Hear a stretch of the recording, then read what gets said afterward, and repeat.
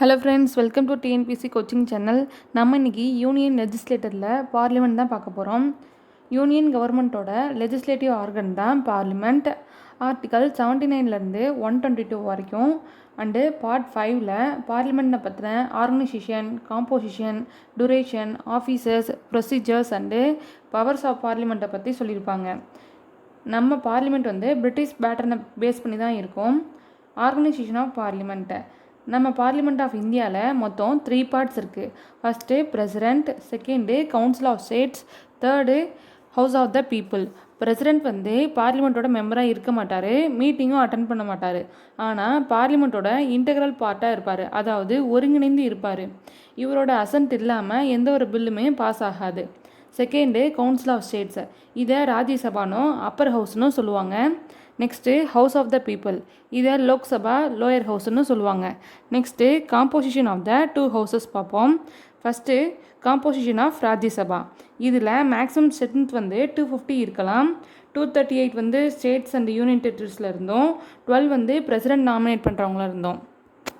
ப்ரெசண்ட்டாக ராஜ்யசபாவில் 245 மெம்பர்ஸ் இருக்காங்க. 229 ஸ்டேட் மெம்பர்ஸும், 4 யூனியன் டெரிட்டரி மெம்பர்ஸும், 12 பிரசிடெண்ட் நாமினேட் பண்ணுற மெம்பர்ஸும் இருக்காங்க. நெக்ஸ்ட்டு ராஜ்யசபாவோட ரெப்ரசன்டேஷன் ஆஃப் ஸ்டேட்ஸ் பார்ப்போம். ஸ்டேட் லெஜிஸ்லேட்டிவ் அசம்பிளியில் இருக்க மெம்பர்ஸ் தான் எலெக்ட் பண்ணுவாங்க.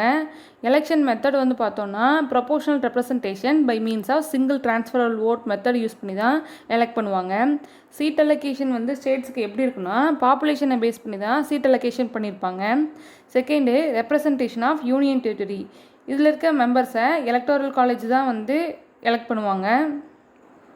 7 யூனியன் டெரிட்டரியில் டெல்லி அண்டு புதுச்சேரி மட்டும்தான் ரெப்ரசன்டேஷன் இருக்குது, மற்ற டெரிட்டரிஸ்க்கு கிடையாது. தேர்டு நாமினேட்டட் மெம்பர்ஸை பிரசிடெண்ட் ராஜ்யசபாவுக்கு 12 மெம்பர்ஸை நாமினேட் பண்ணுவார். யாரெல்லாம் special knowledge in art, literature, science and social சர்வீஸில் இருக்காங்களோ அவங்கள நாமினேட் பண்ணிப்பார். Next composition of the Lok Sabha. Maximum strength 552 இருக்கலாம். 530 ஸ்டேட் மெம்பர்ஸும், 20 யூனியன் டெரிட்டரி மெம்பர்ஸும், 2 பிரசிடெண்ட் நாமினேட் பண்ணுற மெம்பரும் இருக்கலாம். அட் ப்ரெசண்ட்டாக 545 மெம்பர்ஸ் இருக்காங்க. அதில் 530 மெம்பர்ஸ் ஸ்டேட்ஸில் இருந்தும், 13 மெம்பர்ஸ் யூனியன் டெரிட்டரிஸில் இருந்தும், 2 மெம்பர்ஸ் பிரசிடெண்ட் நாமினேட் பண்ணுற மெம்பர்ஸும் இருக்காங்க. First representation of states. Lok Sabha மெம்பர்ஸை டேரெக்டாக தான் எலெக்ட் பண்ணுவாங்க. Election principle universal adult franchise, அதாவது 18 மெம்பர்ஸ் கம்ப்ளீட் ஆனவங்க ஓட் போடலாம். 61st constitutional amendment act of 1988 படி ஓட்டிங் ஏஜை 21லேருந்து 18க்கு ரெடியூஸ் பண்ணியிருப்பாங்க. Second representation of union டெரிட்டரிஸை.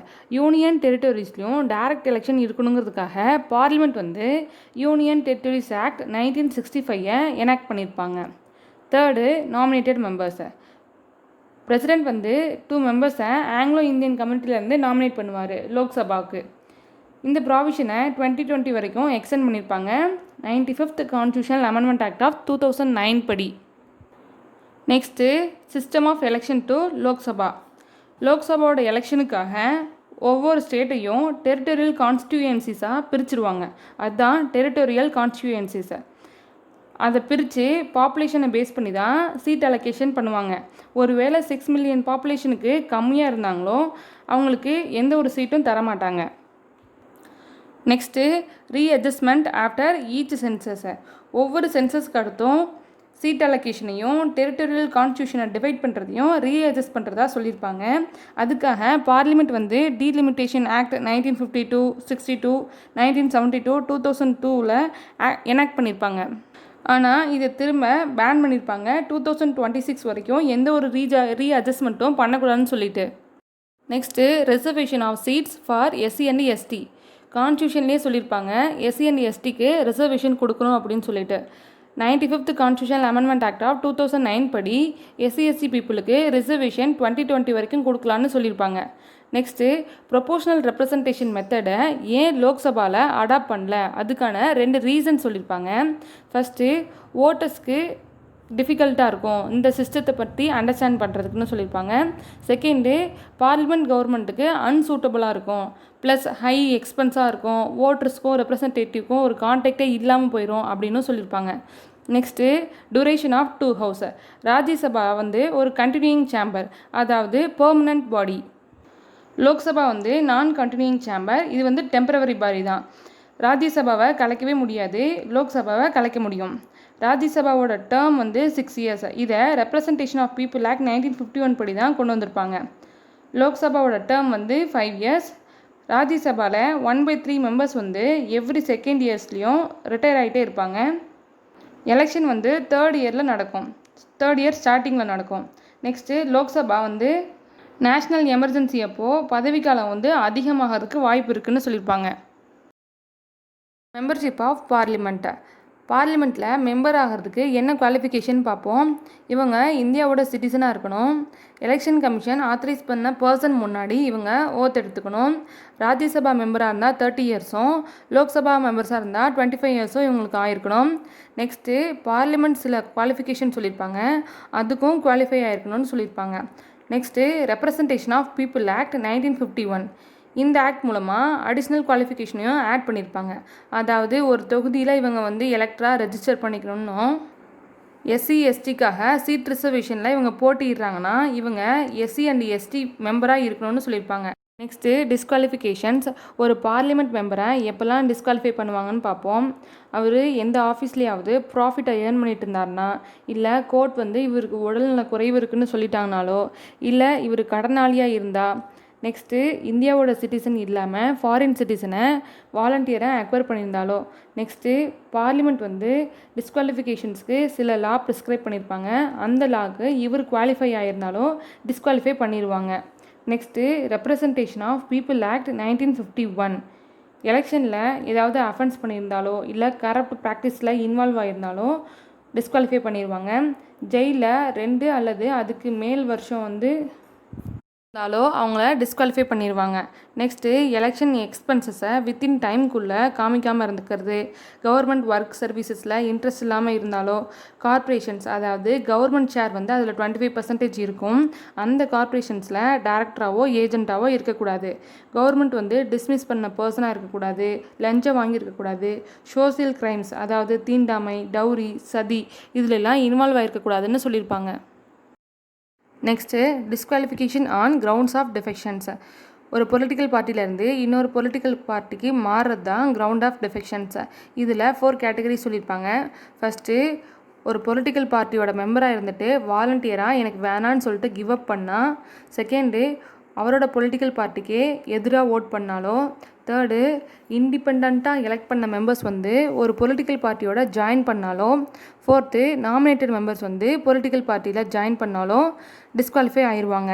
Next, எம்பியோட சீட் எப்போல்லாம் வெக்கேட் ஆகும்னு பார்ப்போம். First, double membership.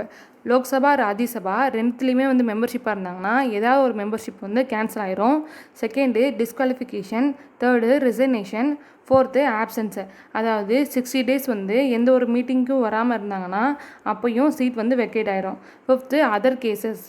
இவரோட எலெக்ஷன் வந்து செல்லாது அப்படின்னு சொல்லிட்டாலோ, ஏதாவது ஹவுஸ் மூலயமா இவர் வெளியேற்றப்பட்டாலோ, president, vice president, governor of ஸ்டேட்டுக்கு எலெக்ட் ஆகியிருந்தாலோ சீட் வந்து வெக்கேட் ஆகும், எம்பியோட சீட் வந்து. நெக்ஸ்ட்டு, மெம்பர் ஆஃப் பார்லிமெண்ட்டோட ஓத் அண்ட் அஃபர்மேஷன் பார்ப்போம். பிரசிடெண்ட் தான் இவருக்கு பதவி பிரமாணம் செஞ்சு வைப்பார். பார்லிமெண்ட்டில் மெம்பர் ஆஃப் பார்லிமெண்ட் வந்து என்னெல்லாம் உறுதி பண்ணி சத்தியம் பண்ணிப்பார்னு பார்ப்போம்.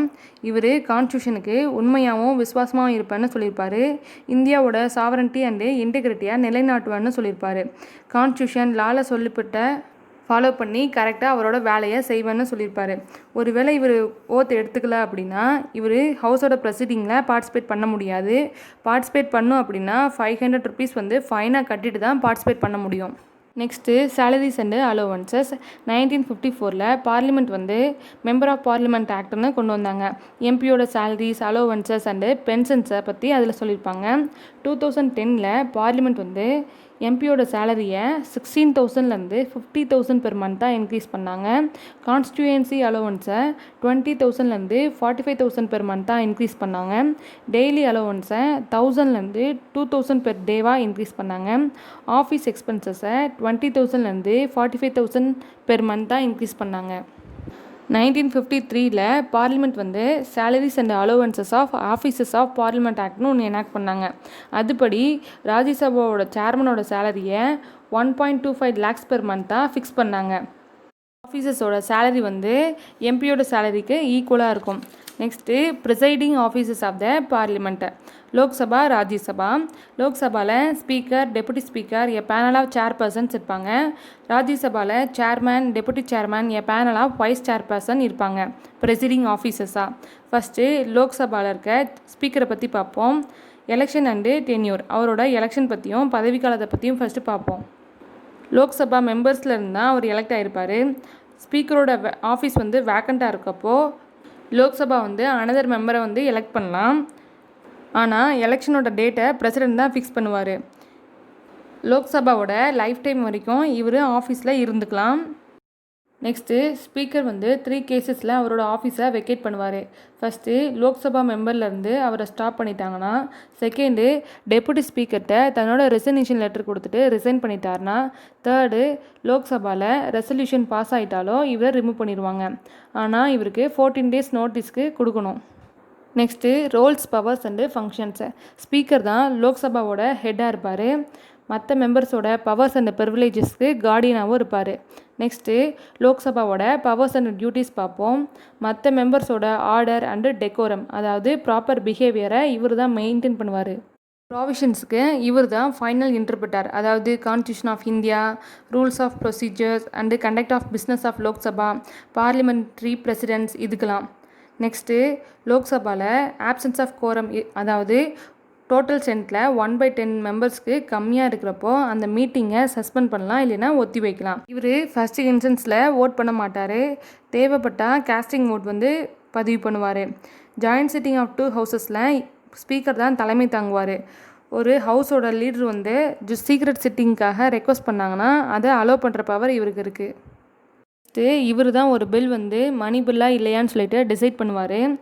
லோக்சபா மெம்பர்ஸை டிஸ்குவாலிஃபை பண்ணுற பற்றி இவர் தான் டிசைட் பண்ணுவார். இவரோட டெசிஷன் வந்து ஜுடிஷியல் ரிவ்யூ பண்ணலாம். இந்தியன் பார்லிமெண்ட்ரி குரூப்போட எக்ஸ் அஃபீஷியோ சேர்மனாக இவர் இருப்பார். நெக்ஸ்ட்டு பார்லிமெண்ட்ரி கமிட்டிஸ்க்கு எல்லாத்துக்கும் சேர்மனாக இவர் அப்பாயிண்ட் பண்ணலாம்.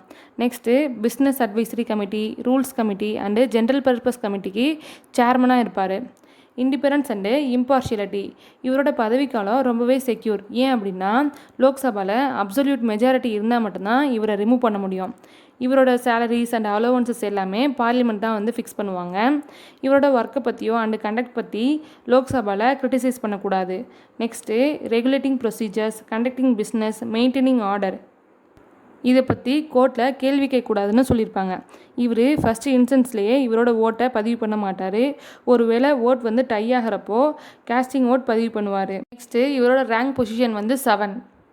Deputy speaker of Lok Sabha. லோக்சபாவில் இருக்க மெம்பர்ஸ் தான் இவரை எலெக்ட் பண்ணுவாங்க. எலெக்ஷன் ஆஃப் ஸ்பீக்கர் நடந்ததுக்கு அடுத்து இவரை எலெக்ட் பண்ணுவாங்க. இந்த டேட் ஆஃப் எலெக்ஷனை ஸ்பீக்கர் தான் வந்து ஃபிக்ஸ் பண்ணுவார்.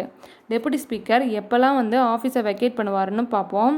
இதில் 3 கேசஸ் இருக்கும். லோக்சபாவுக்கு சொன்ன 3 கேசஸ் தான் டெபுட்டி ஸ்பீக்கருக்கும் வரும். ஸ்பீக்கர் ஆஃபீஸ் வந்து வேக்கண்ட்டாக இருக்கப்போ இவர் வந்து ஸ்பீக்கரோட வேலையெல்லாம் பார்க்கலாம். இவர் ஸ்பீக்கருக்கு சபார்டினேட் கிடையாது, ஆனால் ஹவுஸுக்கு டேரெக்டாக ரெஸ்பான்சிபிளாக இருக்கணும்னு சொல்லியிருப்பாங்க. இவருக்கு 1 ஸ்பெஷல் ப்ரிவிலேஜஸ் இருக்குது. பார்லிமெண்ட்ரி கமிட்டியோட மெம்பராக அப்பாயிண்ட் பண்ணுறப்போ இவர் ஆட்டோமேட்டிக்காக சேர்மன் ஆயிடுவார்.